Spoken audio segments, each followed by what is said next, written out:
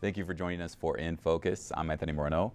Today, we continue our conversation about trade, NAFTA, and economic development along the border. Joining us is the president of the Border Industrial Association, Jerry Pacheco. Mr. Pacheco also is the executive director of the International Business Accelerator, and he writes the column Business Across the Border for the Albuquerque Journal. Jerry, thanks again for sticking around and continuing the conversation with us on In Focus. Now, I want to continue where we left off on the last episode. We were talking about Amazon and how cities across the country were pitching to Amazon to relocate their second headquarters there. You folks there that are working in Santa Teresa did something different. You proposed a binational community. Now, this is something that a lot of folks may think that you came up with recently, but from what I understand is this has been in the works for some time? We came up with the concept of what we called a binational campus, which is really industrial based. It would be having a production plant on one side of the border, a stone's throw away from a distribution center or headquarters on the other side. That concept generally evolved into a whole community.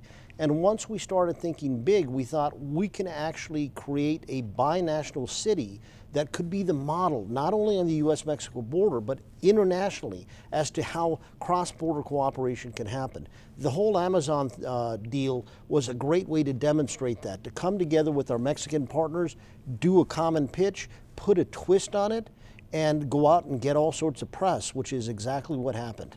Now, the architect, Fernando Romero. Worked on the design and the concept with this, and it's just a fascinating design for anybody that wants to check it out. They can visit the website, is that correct? Yeah, it's hq2countries.com. And we have actually a 3D model that's a live video that shows how this would work. We have the binational city designed on both sides of the border, all sorts of information on the region. And we're hoping everybody visits there. The whole point of this was not just to pitch Amazon, it was to generate a buzz internationally. And literally, a couple of days after we did the website and the bids closed, and I think there were 238 responses to Amazon, we started getting press in the Seattle Times. And it's funny because we were thinking to ourselves, let's hire some students in Seattle with breadboards and say, okay, you know, this is where we are. Too corny, okay? Let's buy a billboard in Seattle, too expensive. And boom, out of the gate, the first press we get's in the Seattle Times, followed by CNN. We were on MSN, we were on USA Today, we were internationally across the border. It's just been incredible that we got all this press. And that was really a large part of our intent in doing this. Very exciting news. As we mentioned in the last program, Doña County and Santa Teresa took over as the top exporting region in New Mexico. More exciting news. I want to move on though and talk more about the border and economic development and trade.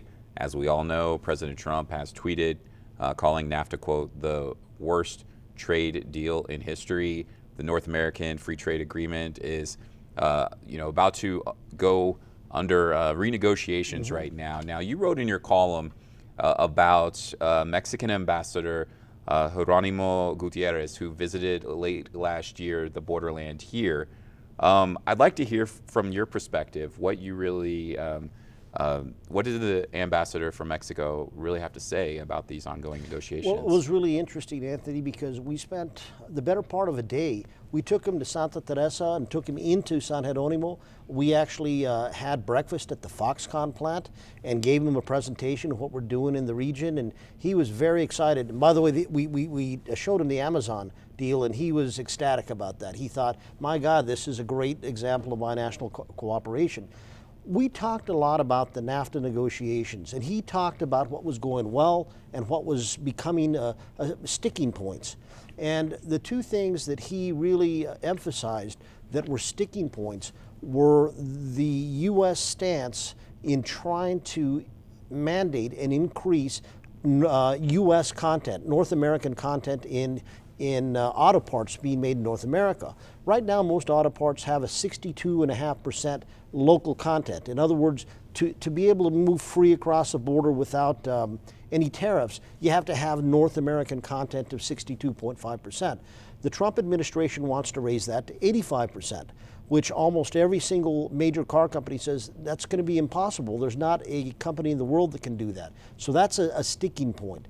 The second one that is just as serious and maybe even more serious is the proposal by the Trump administration to sunset NAFTA every 5 years. Let's go back to the table and renegotiate Correct. it. So what does that do? What does the ambassador say are his thoughts if that's the proposal? He says that's a deal breaker, and I believe him, and I tend to take his standpoint because if you're doing that to your, here we are trying to attract foreign direct investment. We're trying to get companies to invest and expand.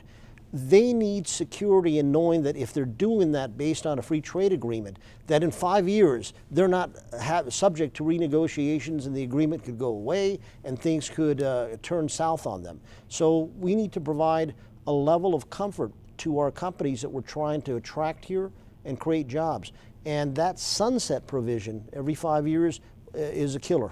From your perspective, how does the trade deficit that the United States has with China play a role in these negotiations?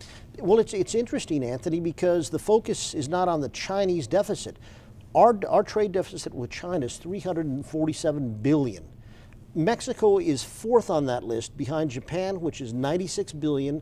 You've got Germany, which is $65 billion, and then you've got Mexico, $63 billion trade deficit. So in this case, Mexico's been made out to be the villain and the boogeyman, when if you look at Mexico compared to China, it's only 18% of the trade deficit that China has. So if the U.S. really wants to take care of a trade deficit, on the trip to China that Trump took last year, that should have been brought up.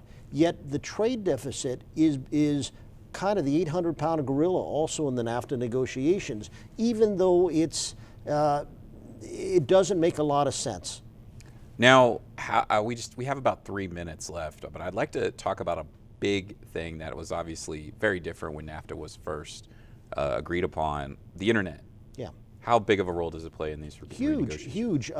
Those social media is huge. The energy sector is huge because there's changes in Mexico that hadn't been effected when NAFTA was implemented. All of this is being discussed. All of this is important, and it's part of what Ambassador Gutierrez called the modernization aspects of the NAFTA talks, which are very important to all three sides. Now, energy. Mexico obviously made some big moves. I think we just probably have a minute and a half left on energy. How does that play a role in this agreement, according to the ambassador? Well, huge. Mexico is trying its best to modernize its energy industry, and it's liberalized that.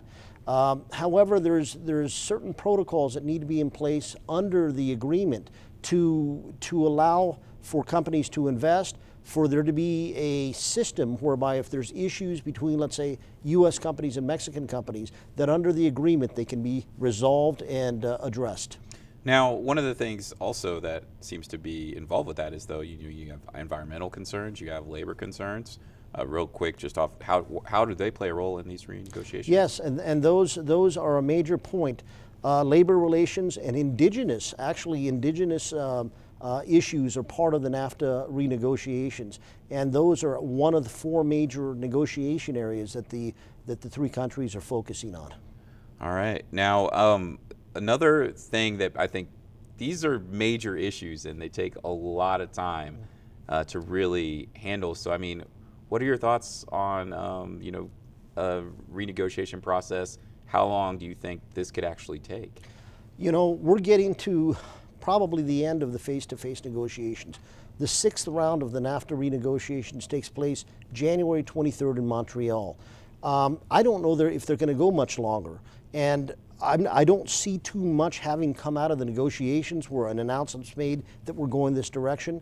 That worries me a little bit, because if the U.S. feels it's backed itself into a corner by forcing these negotiations and nothing's happened, do we as a nation say, well, to save face, we have to rescind the agreement or get out of it? And that triggers a whole unknown at the congressional and presidential levels. Jerry, fascinating work here on your column, and some obviously a very big thing to all of us who are living in not only the United States, the borderland here in North America. Thank you so much for being with us on In Focus. Thank you for having me. We want to thank you for joining us for another episode of In Focus. I'm Anthony Moreno.